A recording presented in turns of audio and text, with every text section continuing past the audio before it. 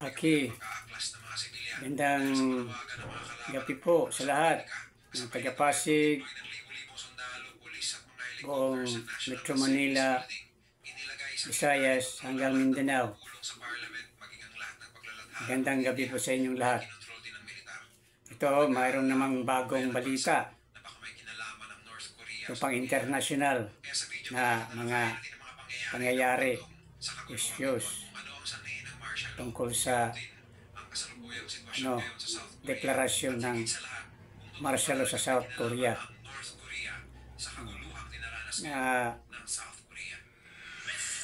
parang emergency declaration, biglaan nagkagulo kasi yung presidente nagdeklara ng martial law.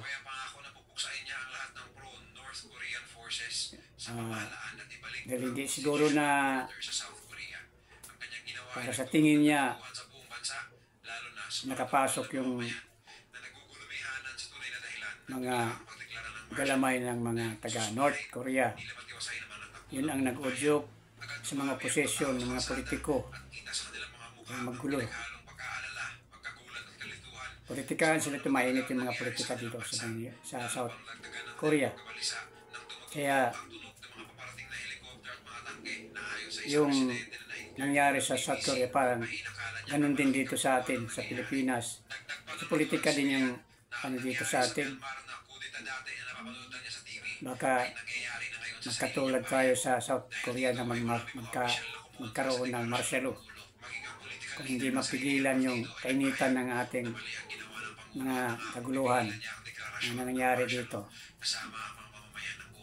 Kasi parang habang mahaba yung pangyayari, lumalaki yung problema. Kahit na hindi pinansin ng ating presidente yung ng busy banta sa kanila, parang okay lang din na hindi siya papatol. Kung tuloy-tuloy yung birada sa kabila sa faction ni Duterte, sa busy, baka hindi na makontrol. Kasi yung ibang grupo ayaw nilang hindi ma-impeach si busy. Kasi bantay, binantaan yung Pangulo. Yung nangyari nga doon sa kay Trump sa Amerika. Buti na lang nakaiwas. Hindi napuruhan si Trump. Baka ngayon dito sa atin, delikado ang presidente dahil binantaan.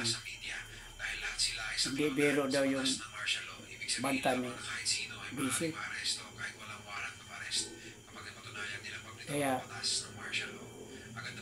kahit na malamig pa rin, hindi na yung mga sundalo kasi nakausap ng presidente na wag sila magpadala, tuloy lang yung gampanan lang nila yung trabaho nila bilang kaabayad sila sa konstitusyon ng Pilipinas. Kaya baka hindi mag-martial law. Pero hindi natin kumpiyansahan na ganyan ang mangyayari dito. Kasi hindi natin alam ang panahon. Kung talagang totoo yung mga ni Commander sa MNLF, si Normie, na naghintay na lang sila ng basic signal para handa na sila sa makipaggira sa gobyerno. Hudyat na lang ang hinihintay nila. Kaya hindi natin masiguro. Hindi magkumpiyansa yung presidente dahil biglaan. Yung iba parang mayroon ng pupunta dito sa Maynila, mga Muslim. Nagagalit sila doon sa Cotabato dahil hinaharang sila ng sundalo ng gobyerno. Sila din, sundalo din sila. Ba't ngayon hindi sila padaanin daw? Naka-uniform pa naman sila. Yun ang problema dyan. Magkainitan talaga. Na hindi mo mano yung martial law na hindi magka-martial law tayo. Kasi yung nangyari sa atin, parang may nag-udyok sa mga Duterte na tagalabas ng bansa natin, China. Kasi hindi naman nakailan na Duterte China parang nagkaisa.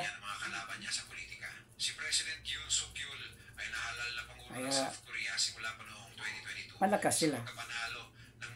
Parang ano sila sa kanilang sarili. Walang takot. Dahil may nasa likod, nagsusuporta, lalo na sa pera. Importante siguro sa pinansyal para magkagulo ang ating bansa.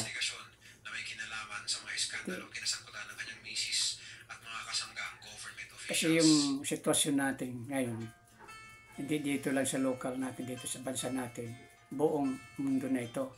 Dito sa atin, sa Asia, China ang kalaban natin, yung talagang halata na may interest sila sa atin. Sa West Philippines, kinukuha nila, pati ng Pilipinas, sasakupin na nila. Na hindi naman pwede yan madali, hindi naman madali yan dahil mayroon naman tayong kalyado ng mga Amerika, Japan, Korea, Europe. Kaya ito sa atin, parang ano lang to, parang pabilo kung sa Bisaya pa, para sumiklab yung apoy. Pagka magkaanoan na yung sa West Philippines, pagkabanggaan na yung mga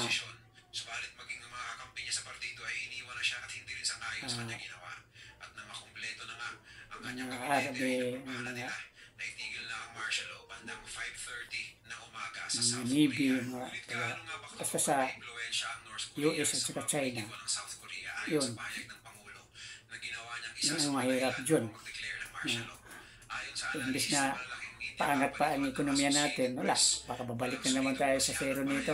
Hirapan na naman tayo kung magkagyera na. Kaya ito, busy ang reporter na tungkol sa gera ng sa martial law sa Korea. Patayin muna natin. Makailang ulit na rin daw na dinahilan ng mga nakaraang leader ng South Korea. Ayaw huminto. Ingay na. Oh, di ba?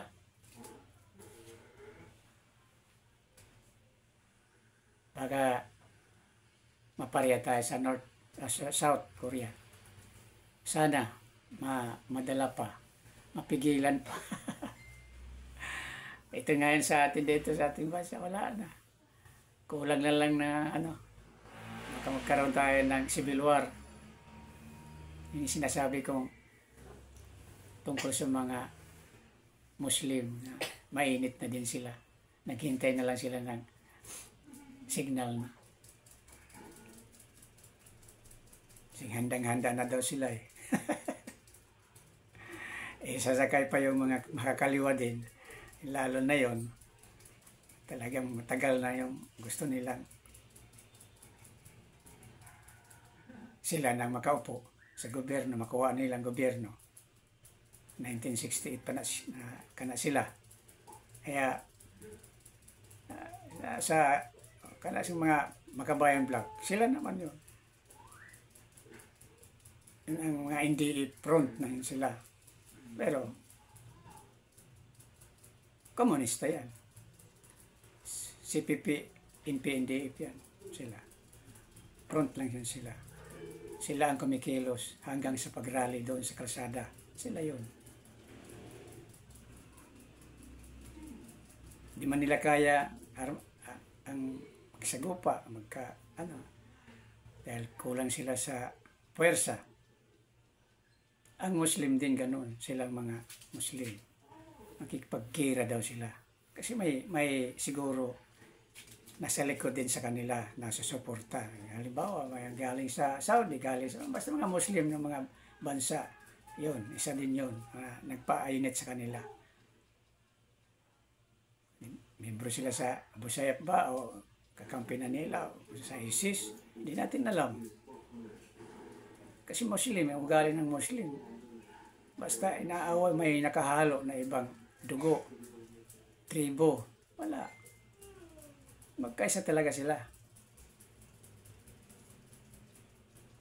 Kaya, yun ang inaano ng mga Duterte. Parang inasahan din na susuporta sa armadong Kosovo sa Bisaya pa. Hindi natin kumpiyansa. Wala tayo, both side. Dalawang kalaban eh. Komunista, NPA o Muslim, ang MNLF, uban pang grupo. Yung iba, MI, wala pang, hindi pa sila nagsalita. Pero yung Abu Sayyaf sigurado, wala na, halata na, tahimik sila ngayon, pero wala na, na-absorb na yung ibang mga membro sa Abu Sayyaf siguro. ISIS pa, mayroon mayroon silang ISIS dyan. Kaya, malakas yung nila ni Norby na makapaghira. Ready na sila, handa na sila. Hindi nila alam na tinutulungan sila tungkol sa Sabah na makuha. Hindi nila inano yan eh. Gobyerno ang nasa likod nila para makuha yung Sabah. Kaya lang, hindi pa natanggap ng Malaysian government. Nakipag pa sila. Okay, hintayin natin ang sunod na pangyayari. Dito lang muna ako. Basta, tingnan lang natin, bantayan lang natin, baka magdeklara ng martial law kung hindi mapigilan, katulad ng nangyari sa South Korea. Martial law. Thank you.